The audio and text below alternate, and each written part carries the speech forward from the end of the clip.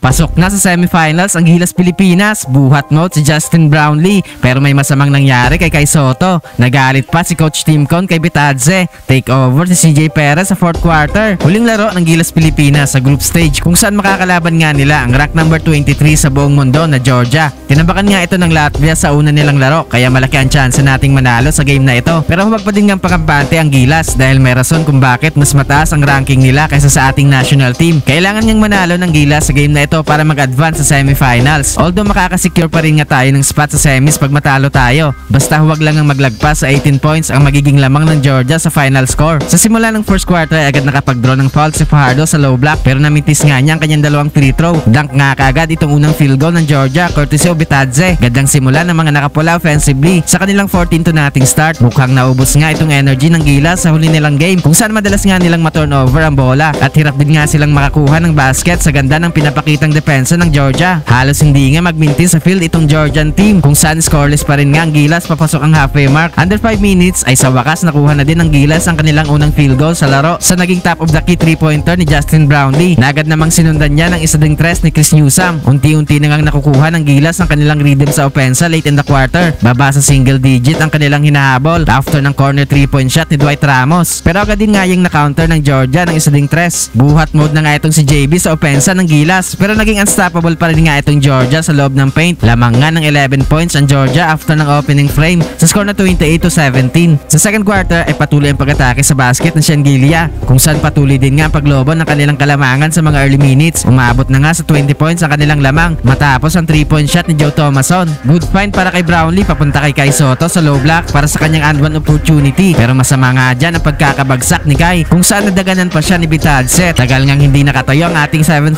center. Frustrated na nga itong si Coach Tim sa ginawa ni Bitadze sa play na yon kung saan natawagan nga siya ng sportsman-like foul. Pansamantala nga munang nilabas sa laro si Kai dahil sa may iniinda itong sakit sa kanyang katawan. After nga nito ay nagkaroon ng run ang ating national team kung saan baba sa 13 points ang lamang ng Georgia after ng driving layup ni Justin Brownlee at corner 3-point shot ni Calvin Oftana. Tuluyan na nga ulit niyang naibaba ng Gilas sa single digit matapos ang back-to-back field goal ni Abay sa loob ng paint. Nagbigay nga ito ng momentum sa ating opensa kung saan tuluyan na nating naibaba sa 6 points ang lamang ng Georgia matapos ang wing 3-pointer ni Dwight Ramos. Pero nagkaroon nga kaagad ng counter itong mga nakapula kung saan balik sa 12 points sa kanilang lamang after ng first half sa score na 55-43. Sa third quarter ay palitan ng baskets ang dalawang kupunan kung saan in control pa rin nga sa laro ang Georgia sa mga early minutes. Hirap ngang makalapit ang Gilas sa mga nakapula dahil lagi silang may sagot sa kanilang mga baskets. Pero sa halfway mark ay dito na nagkaroon ng run ng ating national team kung saan baba sa 5 ang ating hinahabol matapos ang basket ni Newsome, Brownlee at Dwight Ramos. Napapahawak na lang nga sa ulo itong fan ng Georgia. Instant impact sa opensa itong si Carl Tamayo coming off the bench sa kanyang basket sa loob ng paint at tuluyan na lang naitabla ng Gilas ang laro matapos ang tres ni Carl Tamayo na ipasok pa ni Brownlee itong kanyang deep 3-point shot